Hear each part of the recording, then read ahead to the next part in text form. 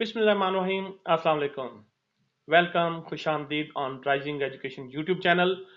Programming fundamental with C plus plus के एक नए लेक्चर के साथ मैं हूं मोहम्मद शाहिद अजीम। फ्रेंड्स, इस सीरीज के अब तक 5 लेक्चर्स हो चुके हैं और आज ये छठी वीडियो है। प्रोग्रामिंग के जितने भी बेसिक कॉन्सेप्ट्स थे वो हम पहली 5 वीडियोस के अंदर डिस्कस कर चुके हैं। बेसिक्स का आज आखिरी लेक्चर है। हम इसमें सारे टूल्स ऑफ ट्रेड डिस्कस करेंगे और नेक्स्ट हम बकायदा प्रोग्रामिंग स्टार्ट कर देंगे। अगर आपने अभी तक वो वीडियोस नहीं देखी तो मैं आपको रिकमेंड करूंगा कि पहले वो वीडियोस देखिए, और अगर कोई चीज समझ में नहीं आती तो कमेंट बॉक्स के जरिए या हमारे व्हाट्सएप लिंक के जरिए मुझसे राब्ता कीजिए और मैं इंशाल्लाह वो आपको चीजें इन पर्सन समझाऊंगा। तो चलें जी, आज का लेक्चर स्टार्ट करते हैं। लेकिन आज का लेक्चर स्टार्ट करने से पहले आपसे रिक्वेस्ट है कि अगर अभी तक आपने हमारा चैनल सब्सक्राइब नहीं किया तो प्लीज इस चैनल को सब्सक्राइब कीजिए, वीडियो को लाइक कीजिए और इस वीडियो को पूरा देखिएगा, क्योंकि इससे हमें एक अर्ज मिलती है कि हम आपके लिए मजीद काम करें। और अगर हमें लगे कि आप हमें नहीं देख रहे या नहीं देखना चाह रहे तो डेफिनेटली एक दिल बुझ सा जाता है कि मुझे मजीद काम करना चाहिए कि नहीं। तो चलिए जी, आज का लेक्चर स्टार्ट करते हैं। आज का हमारा एजेंडा है tools of trade while programming in C plus plus, कि जब हमने सी प्लस प्लस की प्रोग्रामिंग करनी है तो उसमें कौन कौन से टूल्स हैं जो हमने इस्तेमाल करने हैं, या कौन सी जरूरी चीजें हैं जो हमें पता होनी चाहिए। तो सबसे पहले तो हम बात कर लें कि सी प्लस प्लस क्या है। सी प्लस प्लस एक हाई लेवल लैंग्वेज है जिसे अर्ली 70s में इन्वेंट किया गया था। 1967 में एक लैंग्वेज आई थी बी लैंग्वेज के ऊपर एक और नई लैंग्वेज आई बीसीपीएल। 1970 में एक साहब थे केन थॉम्पसन, उन्होंने बीसीपीएल की मदद से यूनिक्स के अर्ली वर्जन्स लिखे थे। 1972 में एक साहब थे डेंस रिची, ये भी बेल लैब्स के ही रिसर्चर थे। इन्होंने बी और बीसीपीएल की कैरेक्टरिस्टिक्स को इकट्ठा करके एक नई लैंग्वेज बनाई जिसका नाम इन्होंने सी लैंग्वेज रखा, और इसके पीछे कोई वजह नहीं है कि सी ही क्यों रखा, जस्ट बी बीसीपीएल तो उन्होंने कहा जी के सी। उसी सीरीज को आगे बढ़ाते हुए उन्होंने उसका नाम सी दे दिया। सी लैंग्वेज बड़ी पावरफुल लैंग्वेज थी और यूनिक्स ऑपरेटिंग सिस्टम के जितने भी अर्ली वर्जन्स लिखे गए वो सारे के सारे सी के अंदर लिखे गए। इसके अंदर सिस्टम प्रोग्रामिंग बहुत ज्यादा हुई, डिवाइस ड्राइवर्स बहुत ज्यादा बने, इवन बाद में पूरा एंड्रॉइड ऑपरेटिंग सिस्टम भी सी लैंग्वेज के अंदर बनाया गया। 1989 तक सी के डिफरेंट वर्जन्स बन चुके थे, तो 1989 में आंसी वालों ने इसको स्टैंडर्डाइज किया और एक स्टैंडर्ड वर्जन बनाया, वो आंसी सी कहलाती है। तो आज हम जो यूज करते हैं वो आंसी सी ही है। देन इसका एक एडवांस वर्जन आया सी प्लस प्लस, जिसको हम फॉलो करने जा रहे हैं। उसके बाद C sharp and so on, इसके अंदर बहुत ज्यादा एडवांसमेंट्स हुई। तो हम जो अपने प्रोग्रामिंग के बेसिक कॉन्सेप्ट्स देखेंगे वो हम सी प्लस प्लस के अंदर देखेंगे। अब हम देखते हैं कि सी प्लस प्लस के अंदर काम करने के लिए हमें कौन कौन से टूल्स चाहिए या कौन कौन सी चीजें हैं जो हमारे पास होनी चाहिए। जब भी एक प्रोग्रामर प्रोग्राम कर रहा होता है, 4 मेन स्टेप्स करने होते हैं। सबसे पहले एडिटिंग, जिसमें उसने प्रोग्राम लिखना होता है। इसके लिए उसे सोर्स कोड एडिटर चाहिए, कोई एक वर्ड प्रोसेसर चाहिए जिसके अंदर वो कोड लिख सके। दूसरा स्टेप होता है कंपाइलिंग। कंपाइलिंग के अंदर उसने उस सोर्स कोड को ऑब्जेक्ट कोड में ट्रांसलेट करना होता है, तो इसके लिए उसे कंपाइलर चाहिए होता है। कंपाइलर हमारा वो लैंग्वेज ट्रांसलेटर होता है जो हाई लेवल लैंग्वेज के कोड को मशीन लैंग्वेज के अंदर ट्रांसलेट करेगा। इसके अलावा जो एक और चीज उसे चाहिए होती है वो था डिबगर। डिबगर एक स्पेशल सॉफ्टवेयर है जो हमारे प्रोग्राम को लाइन टू लाइन चला के उसके अंदर से गलतियां ढूंढने में मदद करता है। बग्स कहते हैं एरर्स को, और उनको फाइंड करना और रिमूव करना डिबगिंग कहलाता है, और इसके लिए हम जो टूल यूज करते हैं वो है डिबगर। इसके बाद हमें एक लिंकर चाहिए होता है जो हमारे प्रोग्राम के डिफरेंट कंपोनेंट्स को आपस में लिंक करे। इसकी वर्किंग को हम आगे फर्दर डिटेल से देखेंगे। और फाइनली हमें चाहिए होता है लोडर। लोडर वो स्पेशल सॉफ्टवेयर है, ऑपरेटिंग सिस्टम का वो स्पेशल हिस्सा है जो हमारे प्रोग्राम को हार्ड डिस्क से उठा के रैम के ऊपर लाता है, लोड करता है और देन उसको एक्सिक्यूट होने के काबिल बनाता है। इन टूल्स को हम वन बाय वन देखते हैं। तो सबसे पहला टूल है source code editor. Source code editor क्या करता है? कोई भी प्रोग्रामर सबसे पहले प्रोग्राम लिखता है, उसके लिए उसे एक वर्ड प्रोसेसर चाहिए होता है जिसके अंदर वो अपना कोड लिख सके। अब वो कोई भी वर्ड प्रोसेसर यूज कर सकता है, मसलन वो एमएस वर्ड यूज करता है या कोई और इस तरह का प्रोसेसर यूज कर लेता है, लेकिन उसमें प्रॉब्लम ये है कि उसके अपने कुछ फॉर्मेटिंग फीचर्स होते हैं जिनकी वजह से सिस्टम के ऊपर बहुत ज्यादा लोड आता है, जिसकी हमें जरूरत भी नहीं होती। तो वो एक बिला वजह की मेहनत से बचने के लिए हम क्या करते हैं, हम सिंपल सा एक वर्ड प्रोसेसर यूज कर लेते हैं, मतलब नोटपैड यूज कर लेते हैं। तो कोई भी वर्ड प्रोसेसर पकड़े, उसके अंदर आप अपना कोड लिखें।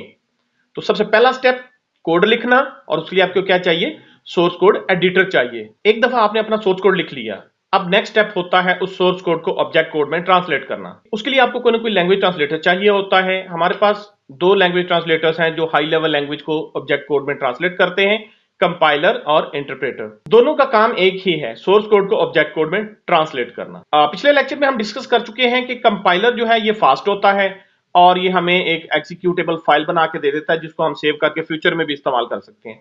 जबकि इंटरप्रेटर जो होता है ये स्लो होता है, और दूसरा ये है कि ये हमें कोई एग्जी फाइल नहीं देता बल्कि ये डायरेक्टली एग्जीक्यूट करता है। दोनों के अपने अपने फायदे हैं, अपने अपने नुकसानात हैं। लेकिन इस कोर्स के अंदर हम C++ कोड के लिए कंपाइलर का इस्तेमाल करेंगे। इसके अलावा हमें डिबगर चाहिए। डिबगर जो है वो डिबगिंग प्रोसेस के लिए इस्तेमाल होता है। डिबगिंग का मतलब होता है प्रोग्राम के अंदर से एरर्स ढूंढ के उनको रिमूव करना। एक प्रोग्रामर जब प्रोग्राम लिखता है तो वो डिफरेंट गलतियां करता है। मसलन वो सिंटैक्स एरर कर सकता है। सिंटैक्स क्या होता है ये हम आगे डिटेल से देखेंगे। वो लॉजिकल एरर कर सकता है या रन टाइम एरर कर सकता है। तो डिबगर हमारी हेल्प करता है कि हम अपने प्रोग्राम में वो एरर्स ढूंढें और उनको रिमूव करें। डिबगर बहुत पावरफुल टूल है लेकिन बहुत कॉम्प्लेक्स भी है। उसके बाद नेक्स्ट हमें चाहिए लिंकर। लिंकर क्या होता है?